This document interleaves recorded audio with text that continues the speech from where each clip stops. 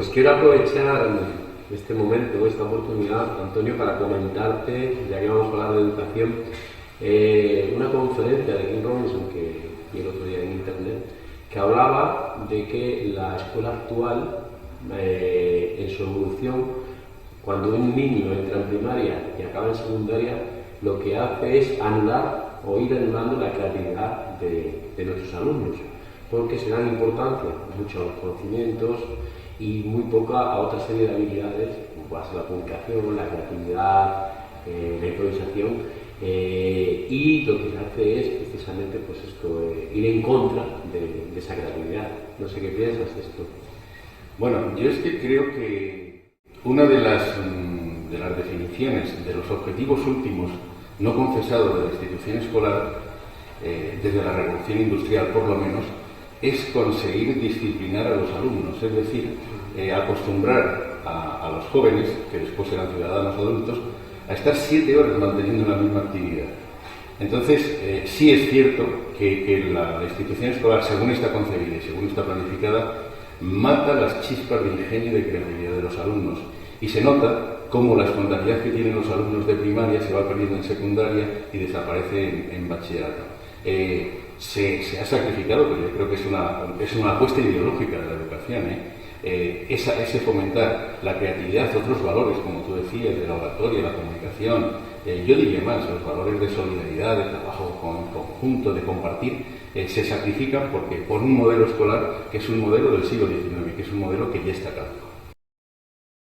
Sí, eso quería decirte, ¿no? Es un modelo que está en el siglo XIX, estamos en pleno siglo XXI, con la evolución que ha tenido, los avances en neurociencia, lo que es la entrada de tecnología en la escuela, el saber, como se viene diciendo desde hace tiempo, que prácticamente enseñamos de forma contraria a cómo aprende el cerebro humano. Tiene una rémora casi insalvable, y es ese intento de compartimentar los saberes.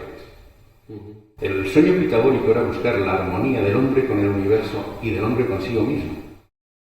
Lo que pasa es que ahora la institución escolar no pretende, el fin último no es buscar esa armonía con el universo, ni buscar esa armonía interna con el pensamiento de cada uno. Ahora la educación está impregnada y guiada por un objetivo económico, directamente. El objetivo de la educación, ¿qué es? Producir personas que sean capaces de ser competitivos, de aumentar la productividad. De hecho, en la última ley se dice expresamente, ¿no? Hay una diferencia entre la LOMCE en su declaración de objetivos y las leyes anteriores, porque mientras en las leyes anteriores se decía que el objetivo de la educación es formar ciudadanos y formar personas íntegras con una capacidad de valorar críticamente y de participar en la sociedad, ahora lo que se dice, por ejemplo, es que no. El objetivo es formar ciudadanos productivos. Y es una simplificación del ser humano increíble. Todos podemos, por así decirlo, destacar en algo. Yo creo que la educación actual no favorece el hecho de que los alumnos desarrollen al máximo su potencial. Es decir, no tiene por ser lengua, no tiene su matemática, idiomas. Puede ser, por ejemplo, como decíamos antes, la filosofía, puede ser el arte, puede ser el teatro, el cine. Yo creo que la educación actual no obedece precisamente a lo que hablábamos antes, a estos adelantos en neurociencia, donde se nos cuenta que hay otras muchas capacidades.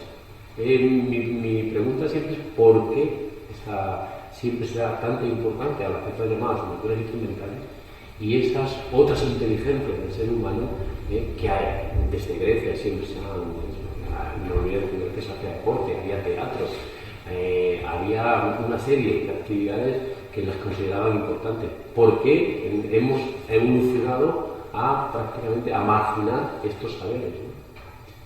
Pues yo creo que eso es la componente ideológica de la educación. La educación no es neutra, la educación es hija de una sociedad y cumple unos fines sociales según la élite dirigente que está en cada momento, ¿no? Entonces la educación se puede contemplar como un proyecto de eso de formar al hombre en su conjunto. Yo en otras épocas ha sido como un proyecto de ascensión social, de ascenso social. Una persona educada socialmente prosperaba, mientras que una persona inculta no. Y ahora, curiosamente, está pasando lo contrario. Estamos formando, lo decías tú, en contra de la manera de aprender, estamos formando fundamentalmente técnicos. Pero una técnicos en algo, sí, ¿no? Por eso esa compartimentación. ¿Para qué educamos? Educamos para que nuestros alumnos, nuestros chicos, nuestros jóvenes puedan ser útiles a la sociedad desde el prisma que esa sociedad pide, o educamos para hacer hombres, ciudadanos, personas íntegras que además, bueno, dentro de esta integridad podrían, no sé, trabajar en aquello para lo que están más capacitados o en aquello que libremente pudieran elegir. Si se tuviese claro eso que tú has dicho de para qué sirve la educación, yo definiría en una ley que yo hiciese la educación con una sola línea. El objetivo fundamental de la educación es hacer al hombre feliz. Ese es el objetivo fundamental. Que el error se valora más, es decir, en un currículum donde tú hayas estado en muchos sitios, hayas emprendido cosas o te hayas equivocado, se valora mucho más que los aciertos. La educación para ser feliz.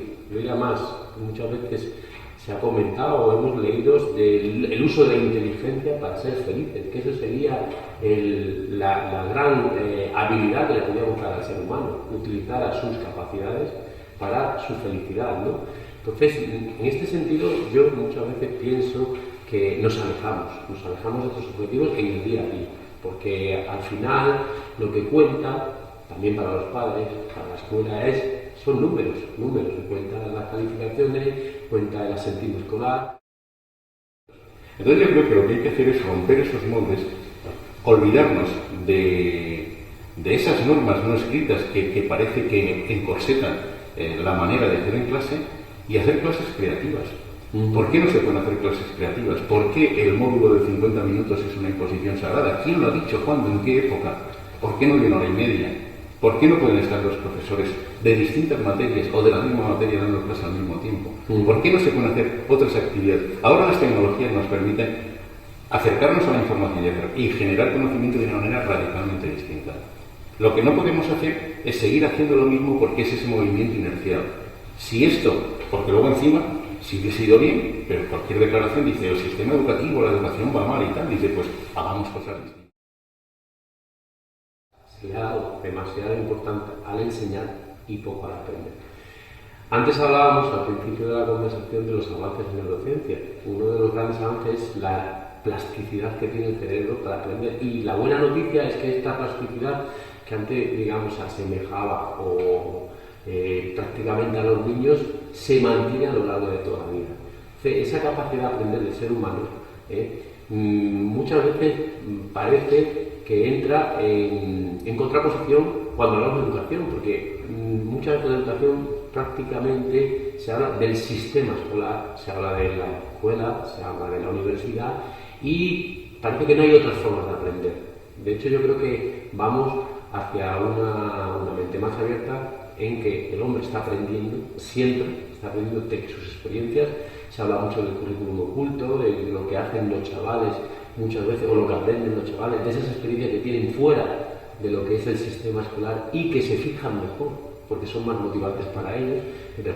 Y ese aprender a aprender, que tanto se habla como competencias, pero que luego queda un poco difuminado, insisto, en lo que hacemos realmente en las aulas, creo que es muy importante para que el ser humano consiga lo que hablamos, esa felicidad o utilizar el conocimiento para ser feliz, es decir, poder discriminar qué información es necesaria, poder discriminar cuál es esencial y cuál no, poder saber o conocerse a sí mismo cuáles son sus capacidades y desarrollarlas al máximo. Estamos 10-12 años para enseñar unos conocimientos matemáticos que no son más complejos que los conocimientos del funcionamiento de un ordenador, de una tableta o de un teléfono móvil actual, ¿no? Los jóvenes aprenden el funcionamiento de esas tecnologías en un mes, no en 12 años. Entonces algo está fallando. Y está fallando, efectivamente, que no cultivamos, y ya no digo el sistema escolar, digo, en las aulas los profesores no cultivamos esa capacidad de aprender a aprender. Entre otras cosas porque no la evaluamos. Es una de las competencias básicas definidas a nivel europeo. pero ¿en qué examen aparece una evaluación de esa capacidad de aprender a aprender? Es decir, sometemos a los alumnos a situaciones novedosas, nuevas, que no están en los libros de texto o que no están en el programa para ver cómo responden. Son personas, ¿no? Y yo creo que mientras tengamos esa concepción, andamos mal. Yo en este sentido, y ya para terminar este agradable diálogo, reivindicaría otra vez a los viejos pitagóricos. Yo creo que la humanidad ha avanzado en este punto de vista muy poco del de Pitágoras. Y Pitágoras lleva razón en dos cosas. Uno, que el objetivo del ser humano es esa búsqueda de la armonía en el universo. Mientras no tengamos claro que por encima de todas las cosas está esa búsqueda de la armonía, pues el sistema educativo, la sociedad y tal no va a ir bien. Por otro lado decía otra cosa, decía todo es número, solamente se pueden objetivar, se pueden entender las cosas que tienen número. Todo es número menos la mente de las personas. No podemos poner un 5 parcial además, un 5 aislado, un 5 en matemáticas, un 6 en lengua, un 7 en filosofía, a una persona. Tenemos que hacer de alguna manera alguna evaluación un poco más positiva. Y sobre todo, nuestra obligación como docentes es bien simple. Tú has dicho, lo que tenemos que hacer es formar personas que sean capaces de aprender por sí mismas.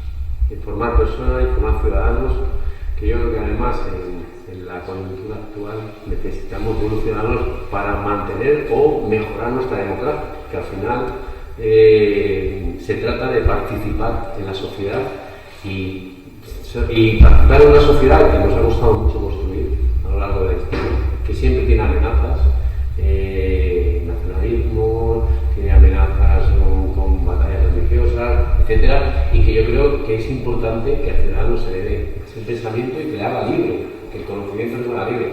Mandela decía que la educación te haga libre.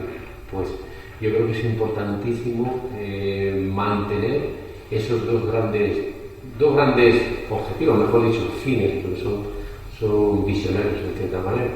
Educar personas, educar ciudadanos.